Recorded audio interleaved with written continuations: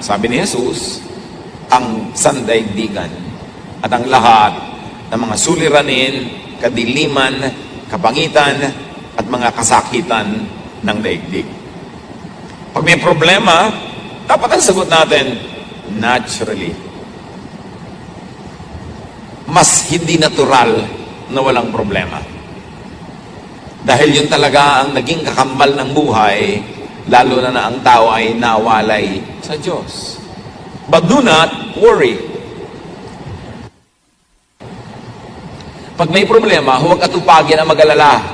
Kasi walang nakakalutas ng suliranin sa pag-aalala. By worrying, you don't change a thing, you can only make things worse. Luke 21:14, make up your mind not to worry. Magpasya kayo na huwag maging balisa. Huwag mag-alala. It's a decision. It's a choice. As you can see, sabi, make up your mind. It's imperative. Isang utos, ibig sabihin, doable. Pwedeng gawin. Worrying is a habit. Yung mga lagi nag-aalala, lagi namang problema, lagi nag-iisip, kostumbre yan eh. Nakaugalian, nakasanayan. And anything that is learned can be unlearned. Pag nasanay tayo, natutong mag-alala, pwede rin tayong magsanay sa kabaligtaran nun na huwag mag-alala. Sasabihin ko, alam nga namang hindi ako mag-alala. Okay, ano naman na pala nyo, kaaalala, kaiisip, meron bang nangyari? Na-solve ba?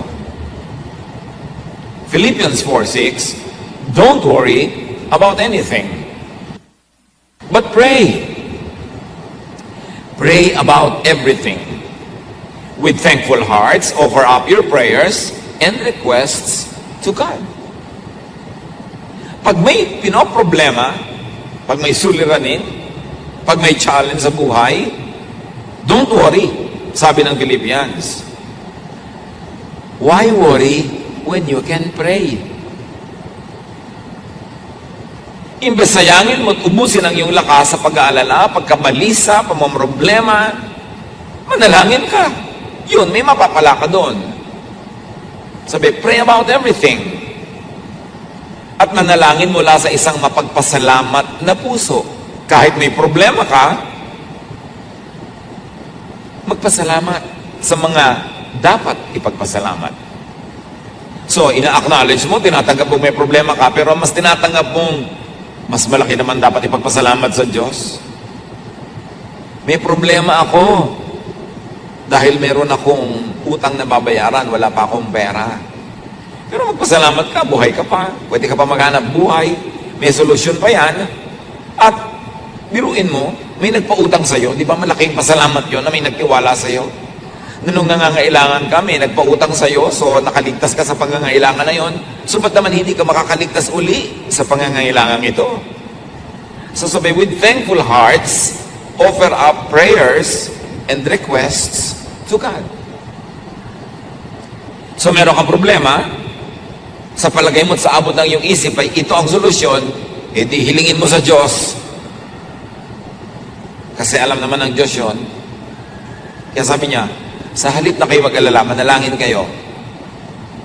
Dalhin niyo sa Diyos ang inyong mga pangangailangan nang may kalakip na pasalamat, hindi reklamo. Marami kasi humihiling nga sa Panginoon, pero ang kasama reklamo, in the spirit of reklamo. Pasalamat. Dahil laging may dapat ipagpasalamat. Buhay ka pa. Meron ka pang mga resources. Meron pa tayong isip. Katulad ng mga namamroblema dahil namatayan ang mahal sa buhay.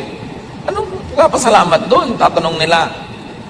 Well, ipagpasalamat mo na nakahiram ka ng mahal sa buhay. Pinahiram ka ng Diyos ng anak, ng asawa, ng kapatid, kaibigan, ng partner. At ngayong binawi na, huwag ka magreklamo sa Diyos. Magpasalamat ka at pinahiram ka. At mag-request ka ngayon na aliwin ka, pagalingin ang sugat ng iyong puso, turuan kang makapagpahinga sa kalungkutan. Yun ang hilingin mo. Pero, laging magpasalamat. Nadapa ka ngayon. Ano ipagpapasalamat mo? Kahapon, di ka nadapa. Last week, hindi ka nadapa. Ngayon lang. Kinakalimutan natin kasi yung mga blessing. Kaya nagiging napaka-negative ng paningin natin sa buhay. Pray. Then concerning what you can do, do. Concerning what you cannot do, leave it up to God. Matapos manalangin, matapos na huminga sa Diyos, matapos na mag-unburden sa Diyos, humiling, mag-isip na. Alin ang pwede kong gawin sa mga hiniling ko? Lord, bigyan niyo po ako ng income. O ano pwede kong gawin? Pwede ba ako magtinda? Pwede ba ako mag-buy and sell? Pwede ba akong mamasukan? Then gawin mo na. At yung hindi mo kayang gawin, yun ang ipasa Diyos. Dalawa lang naman ang pwede natin gawin sa buhay. Yung kaya at yung hindi kaya. Yung kaya ay kayanin, gawin na agad. At yung hindi kaya, yun ang ipasa Diyos. Ang problema sa marami, yung kaya nila ay pinapasa Diyos. Kaya hindi dumadating ang solusyon. Because God will not do for you what God has empowered you to do. Nakita niyo si Pedro nung nakakulong, bibitayin kinabukasan, nagpadala ang Diyos ng anghel sa kulungan. Anong ginawa ng anghel? Ginising si Pedro at pinatayo. Hindi binuhat kasi kaya ni Pedro ang tumayo. Nilagot ng anghel ang mga kadenang bakal. Bakit? Kasi hindi kayang gawin niya ni Pedro. At sabi niya kay Pedro, magbihis ka. Lalabas tayo sa kulungan ito. Hindi siya binaby-baby at binihisan. Kasi kaya niya magbihis. Pagkatapos binuksan ng anghel ang pinto ang bakal, kasi hindi kayang gawin niya ni Pedro. At sabi ni ang anghel, maglakad ka na, umuwi ka na. Hindi siya binuhat. Kasi kaya niya maglakad.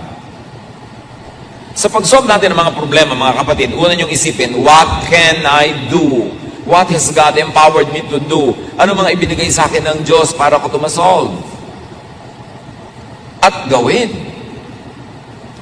Huwag ipasa Diyos, huwag iasa sa iba, yung kaya natin gawin. Kaya ang tagal-tagal ng mga solusyon hindi dumarating, nasa kamay pala natin, hindi lang natin ginagawa ang tama. Parang yung babaeng balo na namatayan ng asawa, walang maibayad sa utang, yung anak niya, kukolektahin na ng mga nagpautang, yun na ang bayad, yung anak niya. Nagpunta siya sa propeta, sabi niya, ano po gagawin ko? Namatay ang aking asawa. Wala akong kapera-pera, ang mga anak ko, kukuhanin na nagpautang, magiging alipin na sila. Pumunta siya sa propeta, maaaring umaasa siya tutulungan, bibigyan ng donasyon. Ang sabi ng propeta sa kanya, ano bang meron ka sa bahay? Sa bahay mo, hindi sa bahay ko. Anong meron ka sa bahay mo? Sabi ng babae, konti pong langis. Walang-wala po kami pero merong konting langis. Sabi ng propeta, bueno, manghiram ka ng maraming mga palayok, mga jar, sa kapitbahay mo. Isalin mo dun yung konti mong langis. At ginawa nga niya yon. At doon nangyari ang himala. Hindi na ubos-ubos yung langis na isinasalin. Hanggat may mapagsasalinan pa. Tumigil ang dumalo yung langis nung wala nang masisidlan. So what did that widow have? She had a little oil, and she also had goodwill among her neighbors na nagpahiram sa kanya ng mga lalagyan. What do we have?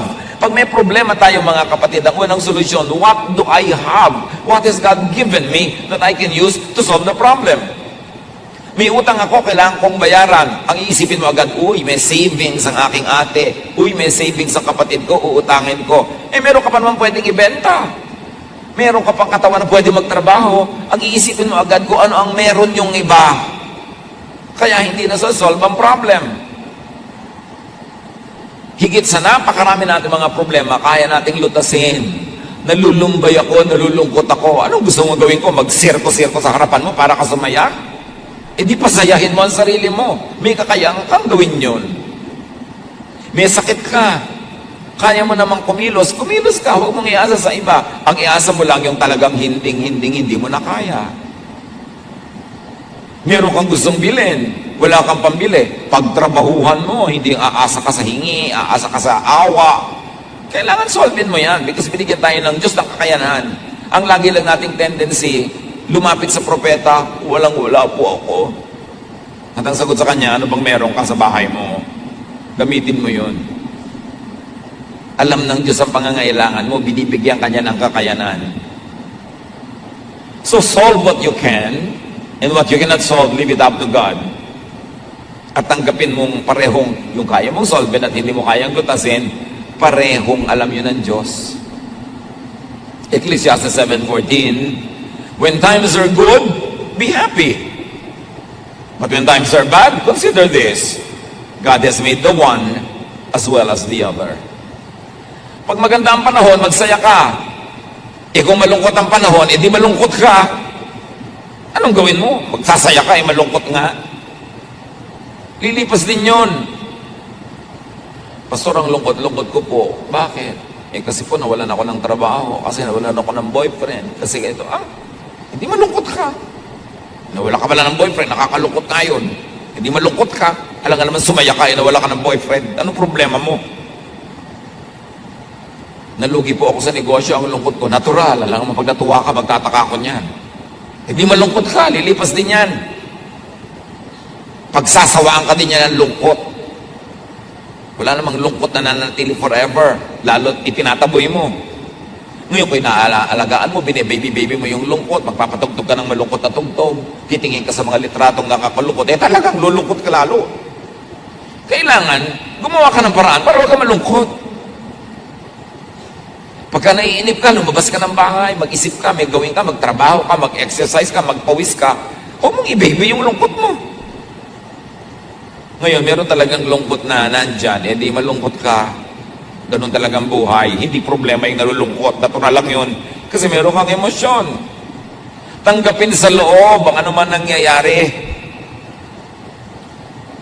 Sa labas, lutasin yung problema. Pero sa loob ng puso, tanggapin mong ganun talaga may problema ang buhay. Nalulungkot ako, ganun talaga. Nakakalungkot ang buhay ko minsan. Pero may gagawin ako sa labas para ako sumaya. Pero huwag yung tinatanggihan mo sa iyong kalooban, yung katotohanan. Tanggapin mo yung katotohanan, doon nag-be in denial. Nahihirapan ang loob ko, di mahirapan ka. Pero may gagawin ako para gumaan ito. Pero hindi ko lalabanan yung katotohanan na nalulungkot ako kasi yun ang katotohanan eh. Pero may gagawin ka, panlabas, para yung nasa loob, magbago. Huwag makipagtunggali sa sariling kalooban. Tanggapin ang dapat tanggapin. Nalugi ka sa negosyo, ang yaman mo dati, ngayon wala kang kapera-pera, tanggapin mo yun. Ganyan talaga, nangyayari sa buhay. Wala ako ngayon kapera-pera. Tatanggapin ko yung katotohanan na yun, hindi na ako makikipag-contest doon, hindi ako makikipagbabag sa katotohanan kasi nangyari na. Pero, sa panglabas, may gagawin ako. Mamumuhunan ako uli, magnenegosyo ako, maaaring manghiram ako ng puhunan, mamasukan ako, may gagawin ako. Pero sa kalooban ko, hindi ako makikipaglaban sa katotohanan. Ito ang katotohanan ko, tatanggapin ko to. Then buo ang yung loob, nahaharapin ang yung buhay para buuin ito uli. Do not problematize what cannot be solved.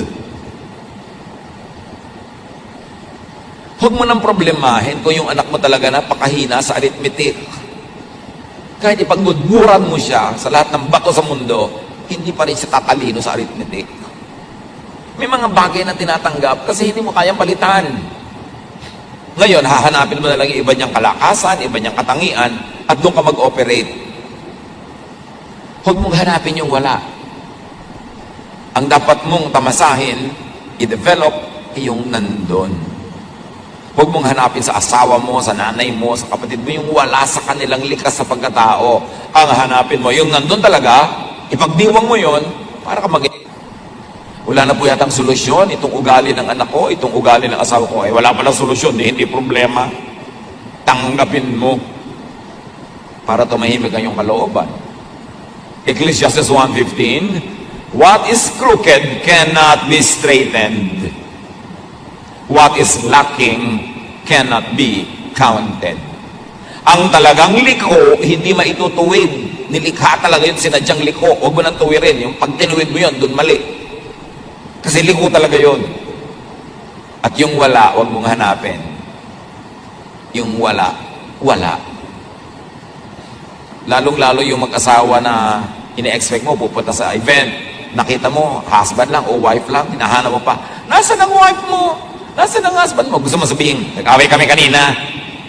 Hindi ko kasama ngayon. Gusto mo pang marinig yun. Huwag ka naghahanap ng wala. Lalo sa mag-asawa. Pag wala yung isa, alam mo na, either talagang may ginawa o nag-away sila. Gusto mo pang uriratin, bakit wala? Huwag nyo nang hinahanap ang wala. Why struggle? Why stress yourself? Do not problematize a non-problem. Just accept it and live with it. Kahit sa anatomy ng katawan ng tao, meron ka talaga hindi kayang baguhin eh. Tanggapin mo. Ipagdiwang mo. Ang lapad-lapad-lapad po ng noo ko. Eh, paano naman natin pakikitirin ang noo mo? Magbabawas tayo ng bungo mo. Patungan mo ng plato. Lagyan mo ng florera, lagyan mo ng drawing, gawin mo. Celebrate it! Instead of worry about it. Pero mo ang lapad ng noo mo. Pwede ng reflector yan pagka may madilim. So, bakit mo pa ng problema yun? Hindi mo naman kayang palitan. Matthew 6:27, can any one of you, by worrying, add a single hour to your life? Sa pag-aalala nyo ba naman ba, kaya nyo dagdagan kahit isang oras man lang ang buhay nyo? The obvious answer is no. And the obvious lesson is, so why worry? Nasa abroad po ang asawa ko, 1 taon pa bago bumalik, lungkot na lungkot po ako. Hindi gumawa ka ng paraan para huwag ka malungkot. Kasi hindi pa naman talaga mabalik yun hanggang hindi bakasyon. O pauwiin mo na lang, ay naku, paano naman po ang remittance? Ayun pala, huwag ka malungkot dyan. May remittance ka naman pala eh. Gumawa ka ng paraan. Huwag yung gusto mo ng may remittance, gusto mo pa nandiyan pa siya at hindi ka pa nalulungkot. You cannot have your cake and eat it too. Maraming lungkot natin, self-made, self-manufactured. Tanggapin mo. Nagpasya kayo na mag-a-abroad siya ng ilang taon, tanggapin mo na gano'n yun at magpakatino ka sa buhay, magpakatino siya sa buhay para sa oras ng pagbabalik niya, nandiyan ka pa. O babalik pa siya. Ayusin. Ecclesiastes 8:17, no one can comprehend what goes on under the sun. Despite all their efforts to search it out, no one can discover its meaning. Even if the wise claim they know, they really cannot comprehend it. So sabi nga ng mga kabataan ngayon, do not overthink. Do not always seek rhyme or reason for what happens. Hindi lahat may dahilan, hindi lahat may sense. Meron pang isa, naku, nagkasala po kami ng boyfriend ko. Namatay po yung tatay niya. Dahil po kaya nag-commit kami ng kasalanan ng boyfriend ko. Sabi ko, anong ibig mong sabihin gano'n ng Diyos? Nagkasala kayong dalawa, pinatay yung tatay niya. Ano mga klaseng pagtingin mo sa Diyos? Eh di dapat kayo ang pinatay. Di ba? Bakit yung tatay niya? Ba't idinamay ng Diyos? Ano man kasi mga pananaw yan sa buhay? Namatay siya dahil namatay siya. May ibang dahilan yun. Hindi dahil may kasalanan kayo. At sa lagay, nagkakasala yung kapitbahay, ikaw bigla ang namatay. Marami tayong baluktot na pananaw tungkol sa Diyos. Kasalanan ng mga maling mga pagtuturo at mga pag-aaral. At sabi sa Ecclesiastes 9:11, time and chance happens to all. Sabi, may mga panahon talaga walang rason nangyayari ang mga bagay-bagay, walang dahilan. Swerte-swerte, malas-malas. Yun talagang ibig sabihin ng Ecclesiastes 9:11, ha? Huwag kayong matakot sa word na swerte, malas. Ecclesiastes 9:11, yung ibang version sabi, some really have their portion of bad luck. Yung ginawa ang tama, ginawa lahat ng mabuti, pero hindi pa rin nagtagumpay, time and chance happens to all na yun. Huwag mong sobrang sisihin ang sarili mo, sisihin ang iba, sisihin ang lola mo, sisihin ang mga Kastila, mga Hapon. Talagang nangyayari ang mga bagay-bagay kung minsan na wala namang maisip kang dahilan. Tanggapin mo na lang. Don't overthink. Then do what you can. 1 Samuel 10:7, do what must be done. May kailangan kausapin mo. May kailangan kang pakiusapan, pakiusapan mo.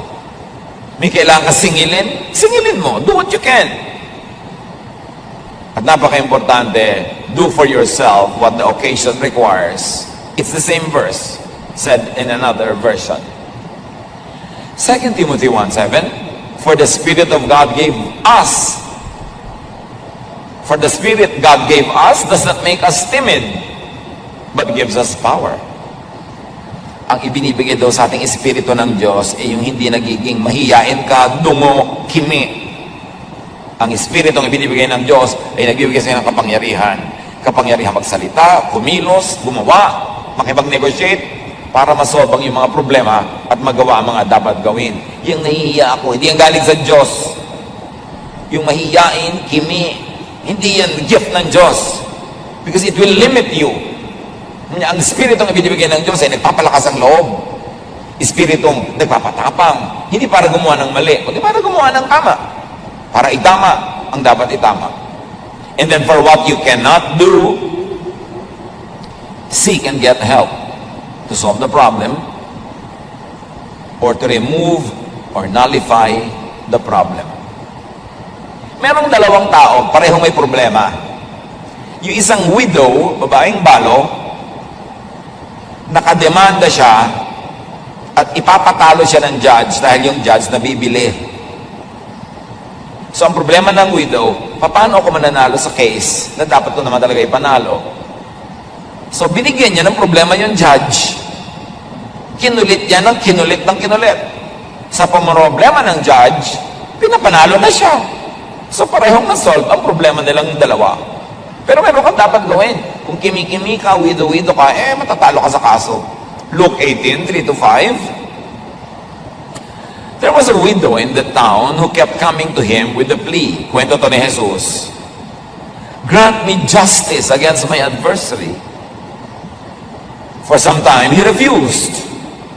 But finally, he said to himself, even though I don't fear God or care what people think, yet because this widow keeps bothering me, I will see that she gets justice so that she won't eventually come and attack me. So pareho may problema. Yung nakademanda, problema niya, dapat siyang manalo. So binigyan niya ng problema yung judge, kinulit niya ng kinulit, hanggang para wag na lang siyang mainis. Pinapanalo na niya dahil dapat naman talaga manalo. So ang problem. So, may napapala yung mga nagsisikap talaga, may ginagawa. At kung talagang lagi may nanggugulo sa'yo, ibigay mo na yung gusto para ka matahimik. Kapatid mo, inaagaw sa'yo ang minana ninyong paso sa namatay ninyong magulang, ibigay mo na ang paso para ka matahimik. Kesa ang gulo-gulo. Alam niyo ba na pati ang katahimikan ay binibili? May nanggugulo sa'yo. Bigay mo yung gusto, it has a cost. Pero mas mahalaga ba yun kaysa sa kapayapaan mo, katahimikan? You pay even for your peace. And whenever you can pay anyway, go for peace. Mas tahimik ang buhay. Nag-aaway kayo. Gusto nyo magkasundo pareho, alam nyo yon. Pero somebody, dapat mauna. Magbaba ng pride at bumate. Hindi ikaw na, para matahimik na kayo. Kasi pagka pinauna mo pa siya, ayaw pa niya, ang tagal-tagal, pareho lang kayo nalulugi, mauna ka na. Di tahimik kayo. Ang hinihintay lang naman nun, isang text, isang bate, isang tapos na. Huwag na magpataasa ng pride para tahimik. And then what you cannot do or solve, accept as unsolvable, undoable, unachievable at the moment. At the moment. Pag hindi mo kayang lutasin, hindi mo alam ang solusyon, tanggapin mo na lang na hindi ito malulutas sa ngayon. Sa ngayon lang. Ipagpaliban ang paglutas. Ecclesiastes 8:6, there is a proper time and procedure for every matter, though a person may be weighed down by misery. May pinakatugmang panahon at may pinakatamang paraan. Kahit pa nga ngarag na ngarag ka na ngayon sa pamamroblema, merong mga dapat tanggapin na hindi pa talaga ito masasolve sa ngayon. At pagka ganon, freeze problems that cannot be solved at the moment. Parang ulam na hindi mo pa pwedeng lutuin ngayon, lagay mo sa freezer. Ganon din ang mga problemang hindi mo pa kayang lutasin ngayon, wala pang malinaw na solusyon, ilagay mo sa freezer and attend to them at the right time. Kailan po ang right time? Malalaman mo, mararamdaman mo pag right time na pwedeng solven. Pero kung nararamdaman mo ngayon na wala pang solusyon, mas mainam na huwag mong galawin. Kasi hindi mo alam. Parang yung mga archaeologists, pag naguhukay sila sa lupa ng mga iba't ibang uri ng kayamanang pangkulturang artifacts, may mga pagka nahanginan nasisira, merong pagka na-expose na biglang nabubulok, ang tagal-tagal na hindi nabubulok nung nasa ilalim ng dagat o nasa ilalim ng lupa. So kumukuha lang sila ng konti, tapos iiwan nila yung maraming bagay, tatabunan nila uli. Bakit? Kasi hindi pa nila kayang solve it ngayon yung preservation issues, hindi pa nila kayang lutasin yung mga tanong tungkol sa mga bagay na yon, saka na. May mga ganon din. Kahit problema na mag-asawa, pinipilit mo, ngayon na, sabihin mo na sa akin, may tama pa rin panahon. Pag premature, na pag-usapan agad, hindi kayo handa pareho, lalo lang nakakasira. Ecclesiastes 3:1 and 11, there is a time for everything and a season for every activity under the heavens. God has made everything beautiful in its time. May panahon ang lahat ng bagay. Huwag madaliin, huwag ding huli, dapat tamang panahon. Parang kawayan, ang mga kawayan, alam ng matatanda nung araw, dapat tinataga sa panahon. Hina-harvest sa bare months. September, October, November, December. Pag doon mo pinutol yung kawayan, hindi siya bubukbukin. Or baligtad, huwag kang harvest sa bare months. Basta isa sa dalawa, i-google nyo na lang. Pero ang mahalaga, may tamang panahon. Pati pagputol ng kawayan, may tamang panahon kung kailan mo papagalitan yung dapat pagalitan, sitahin yung dapat sitahin. May tamang panahon para ituwid ang isang maling bagay, may tamang panahon. Hindi lahat ng tamang gawin, kahit anong oras, ay tamang gawin yon. May panahon pa rin. Kaya mahalaga, pag mainit na mainit ang ulo mo, galit na galit ka, huwag ka muna kumibo. Dahil definitely, hindi yun tamang panahon. Bakit? Aandar yung init ng ulo mo. Ang uuwian ng usapan, away, hindi solusyon sa problema. Eh di ba kaya mo siya kakausapin para ma-solve? Pero kinausap mo, lalong lumala. Nagbatuhan na kayo ng refrigerator, ng kotse. Ba't pa kayo nag-usap? Buti pa, wag na lang sa kanan. May tamang panahon.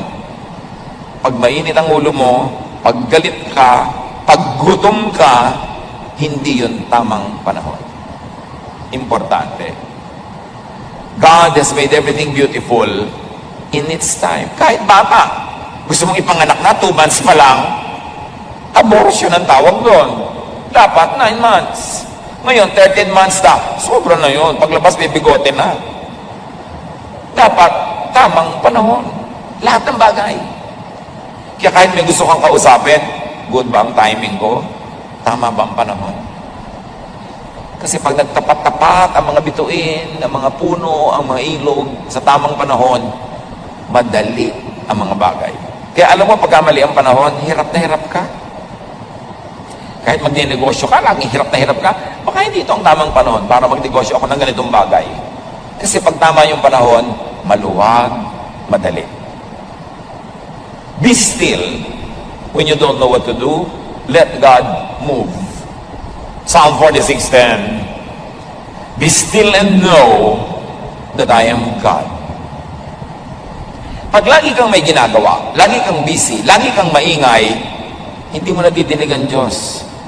Hindi mo nararamdaman ang Diyos, hindi mo nakikita kumikilos ang Diyos. Ngayon, kung may problema ka, hindi mo alam ang gagawin, dapat wala kang gawin.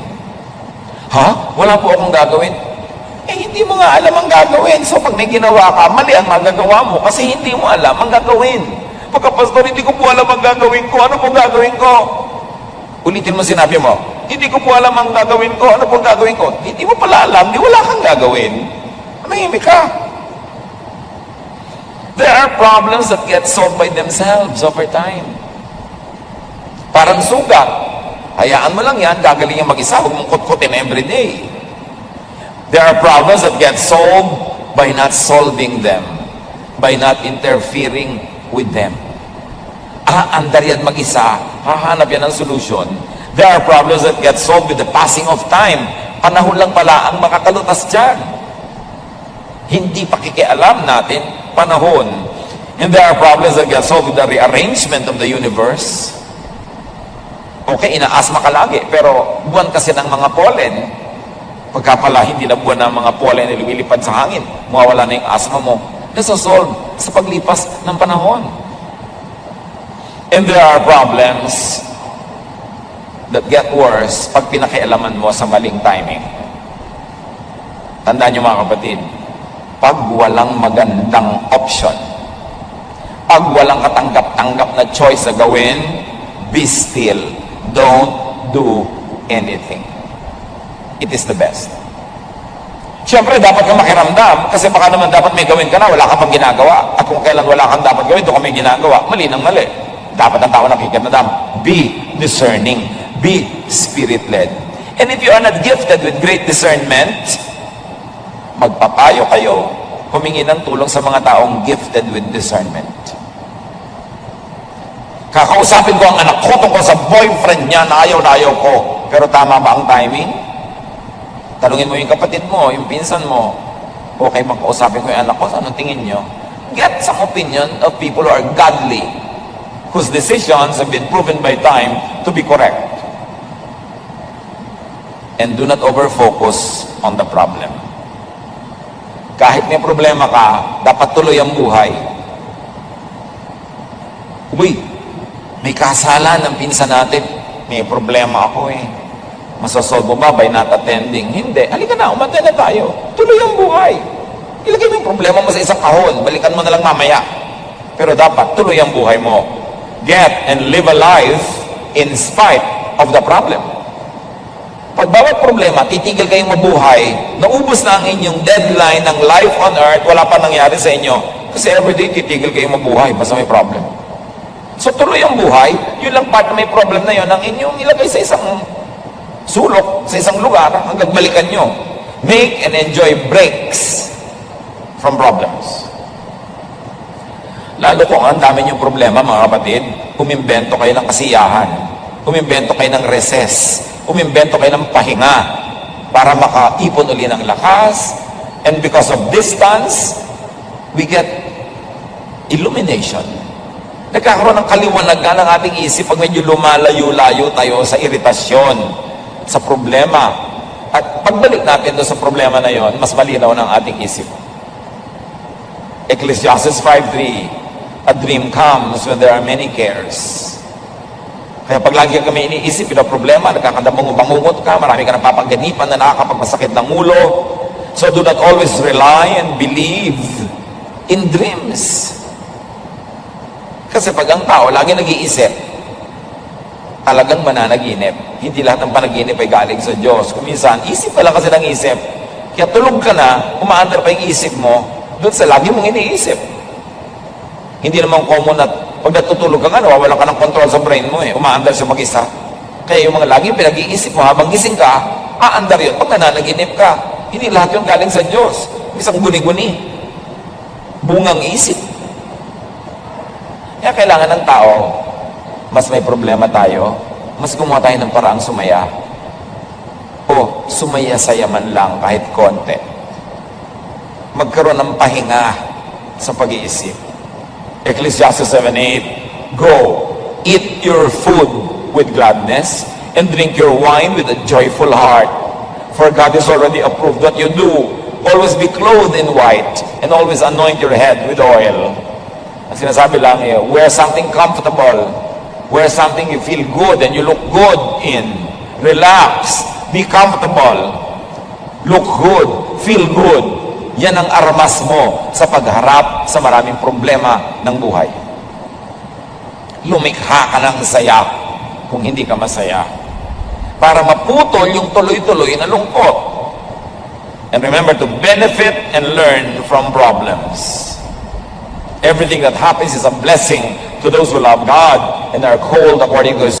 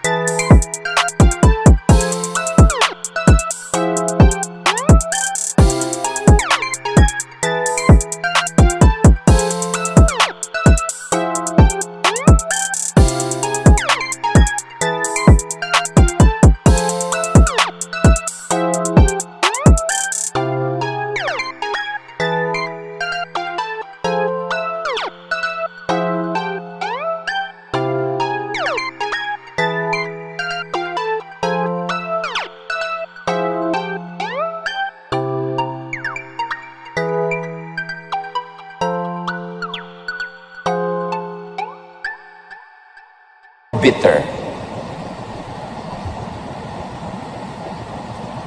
Pwedeng maging mapait ang pananaw nyo sa buhay o pwedeng napaganda ang inyong pagkatao. The same heat that melts the wax hardens the clay. So the same problem na nakakagupo sa iba are the same problems that can make you stronger. Turn your problems into blessings by being strong, by doing the right thing, by not doing what should not be done at the moment, and you will end up winner. Choose purpose to be better.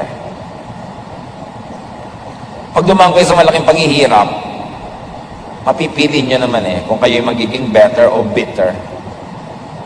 Kung bubuti ang pagkatao nyo o sasama. Kung kayo nakaranas ng sobrang gutom, makakapili kayo kung magiging maramot kayo pagkalampas noon o lalo kayo magiging mapagbigay kasi ngayon nauunawaan nyo na ang mga nagugutom. Pwede nyo piliin ang inyong reaksyon. 2 Corinthians 4, 8-9 and 17, we are hard-pressed on every side, but not crushed. Perplexed, but not in despair. Persecuted, but not abandoned. Struck down, but not destroyed. For our light and momentary troubles are achieving for us an eternal glory that far outweighs them all.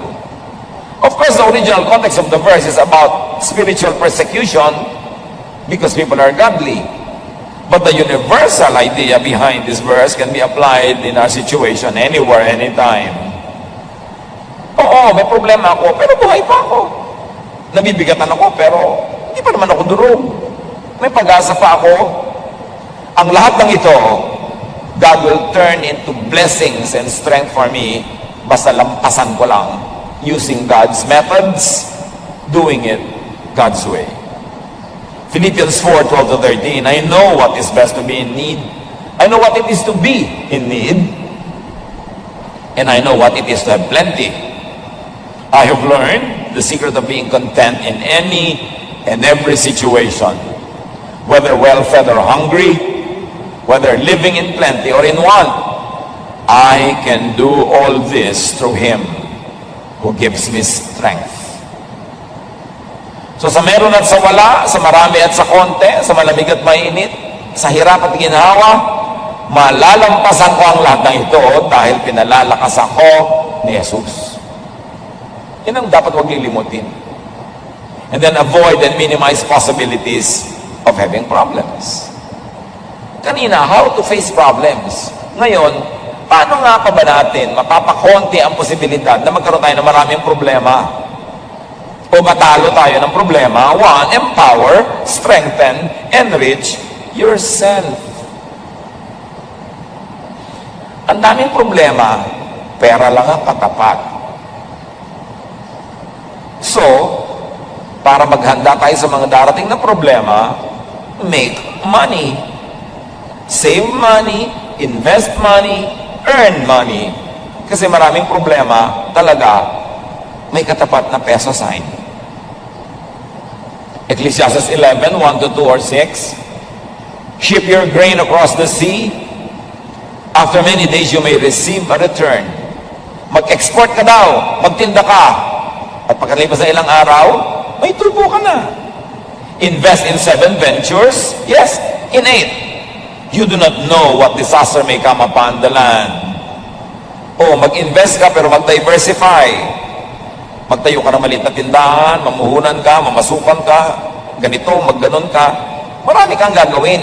Kasi hindi mo alam kung saan ka tutubo at saan ka malulugi. Alin ang magkiklik, alin ang hindi. Do not put all of your eggs in one basket. Kailangan, marami kang pwedeng asahan. Kasi sabi, hindi mo alam kung ano mga darating na mga hirap eh. Pag marami kang paa, mas mahirap ka matumba. Kaya dapat, marami kang haligi, marami kang pinagkukunan. Sow your seed in the morning, magtanim sa umagang-umaga, and at the evening, let your hands not be idle, for you do not know which will succeed, whether this or that, or whether both will do equally well.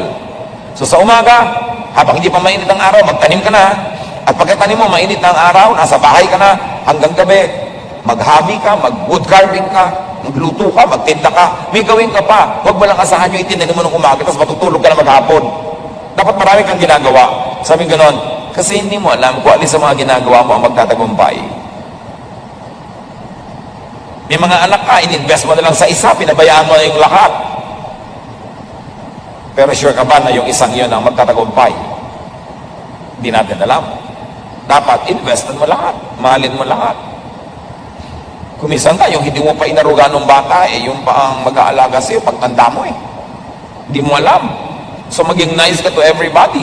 Hindi mo alam kung sino sa mga tao sa paligid mo ang tutulong sa'yo pag nangailangan. Kaso, tulungan mo sila ng tulungan habang kaya mo. Hindi mo alam kung alin sa itinatanim mong buto ang tutubo. So, damihan mo ang tanim. Para masiguro ka. Kasi sabi nga natin, maraming problema, pera ang katapat. Hindi lahat, pero marami. Make money. Yan ang magandang preparasyon para pagdating ng problema, may lakas ka. Ecclesiastes 7:12, wisdom is a shelter as money is a shelter. Nakakakanlong ka sa karunungan, nakakakanlong ka rin sa pera. Mabuti na yung maraming pera, may karunungan pa, marami kang kanlungan. In Ecclesiastes 10:19, money is the answer for everything. Siyempre may exaggeration involved, pero ang laki ng truth. Mapera lang ang katapat niyan. Marami ka ng problema, di ba? At lagi natin sinasabi mga kapatid, kung ang problema ay may price tag, solvable. Ang mahirap na problema ay walang price tag. Kaya dapat ma-eliminate na yung may price tag, masolve mo na, may paghahanda ka dyan. And very importantly, how do you prepare for troubles in life? Make friends. Make allies. Dapat marami kang kaibigan, marami kang kakampi, para pagdating ng problema, may tumutulong sa'yo. Walang paghahanda sa problema, sa kasakitan, sa kinabukasan, yung mga taong nakikipag-away sa kapitbahay, nakikipag-away sa sariling mga kapatid, nakikipag-away sa mga katrabaho, kaaway ang lahat. Dahil darating ang problema, wala kang karamay. Nakakatiyak ka ba na lagi kang malakas? Na lagi mong kayang gawin ang mga dapat mong gawin? There are times in our lives when we live only out of charity, na nabubuhay lang tayo at nadudutungan ang buhay natin dahil sa awa ng iba. At dahil pwedeng dumating ang ganong pagkakataon, ang isang malaking paghahanda sa ganon, makipagkaibigan, makipagmabutihan, makipagkapwa-tao, makipagtulungan para magandang preparasyon yun para sa sarili mo rin pangangailangan. Proverbs 12:26, the righteous choose their friends carefully. In Proverbs 18:24, one who has unreliable friends soon comes to ruin, but there is a friend who sticks closer than a brother. Malaking kayamanan ng mga kaibigan na alam mong dadamayan ka. Napakalaking kahangalan na makipag-away kung pwede ka namang makipagkaibigan. Yung magtaray, magsungit. Inihahanda mo ang sarili mo sa panahon na walang tutulong sa'yo. Yabang yan eh. Kasi akala mo lagi mong kaya ang sarili, kaya mo maglakad, kaya mo bumangon, kaya mo tumayo. No. You don't know what a day may bring forth. Hindi natin alam kung ano ating sasapitin. Ecclesiastes 4:9 to 10, two are better than one, because they have a good return for their labor. If either of them falls down, one can help the other up. But pity anyone who falls, and there's no one to help them up. Ang dalawa,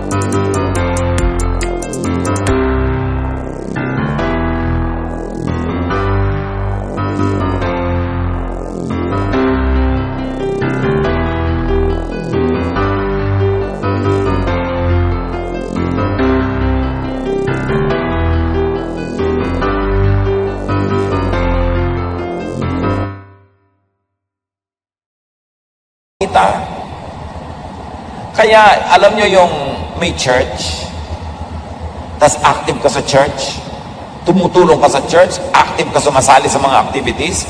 Pag nakasakit kami, dumadalaw. Pag namatayan kami, nakikipaglamay. May mga nag-aambag, may mga tumutulong. Napakalaking social investment. Huwag na natin sabihin spiritual investment. Doon tayo sa mas mababa. Ang laking social investment kung active kayo sa church. Kasi makikita mo, pagka sa mga tao, mga active sa church, pag namatayan sila, mas tumutulong pa yung mga ka-church kaysa mga kamag-anak eh. Mas naaasahan sa oras ng pangangailangan. Kaya dapat, lagi kayong involved, sumasali. Una, dahil gano'n tayong mas mataas na dahilan, because the body of the Lord is the one that we should take care of and participate in. Pero kung gusto nyo lang maging social and practical level, kasi, darating ang panahon, kailangan din kayo ng karamay. Mabuti na yung kayo nang nauunang dumadamay. Proverbs 19:4 and 6. Wealth attracts friends,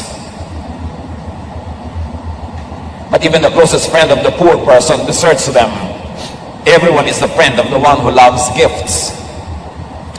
Hindi ito tungkol sa kasamaan ng tao, ha?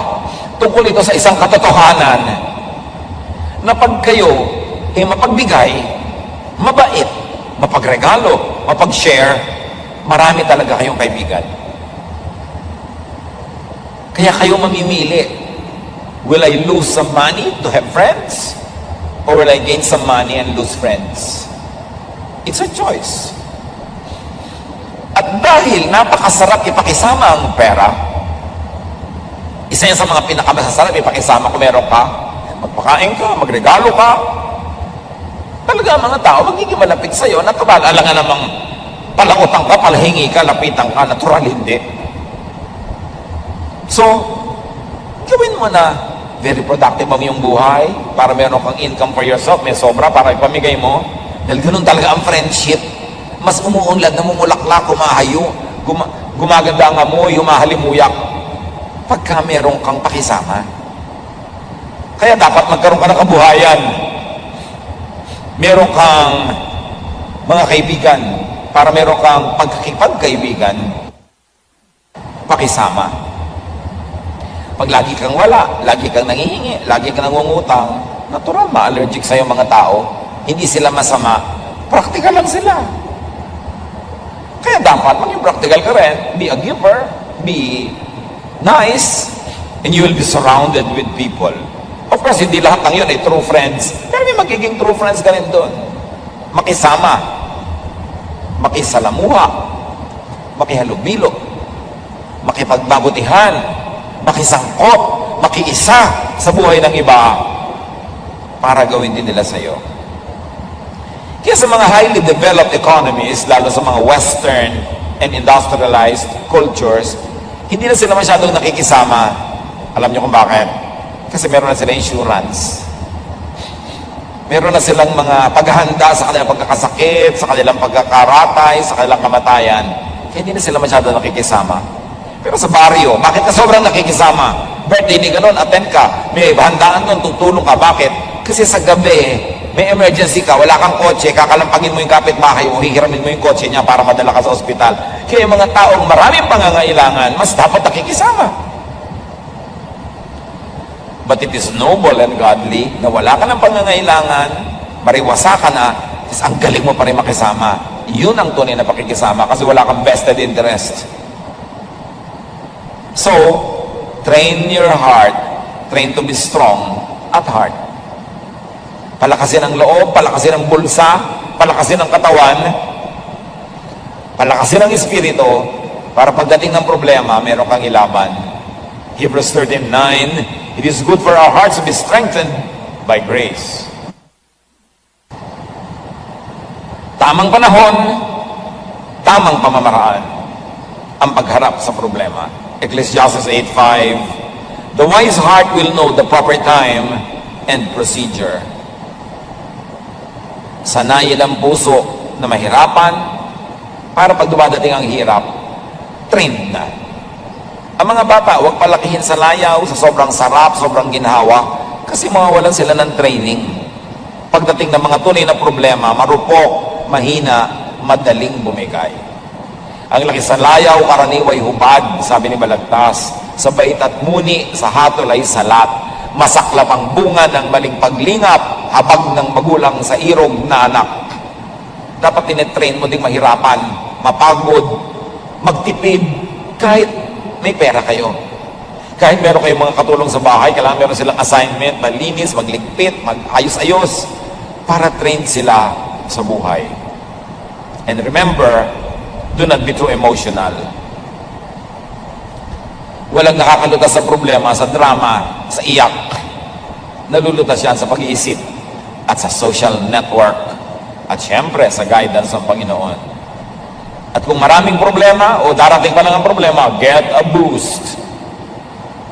Magpasaya ng magpasaya sa puso para pag dumating ang mga lungkot, marami kang mawi-withdraw na happiness, hindi ka masisiro balance. Proverbs 12:25, anxiety weighs down the heart, but a kind word cheers it up.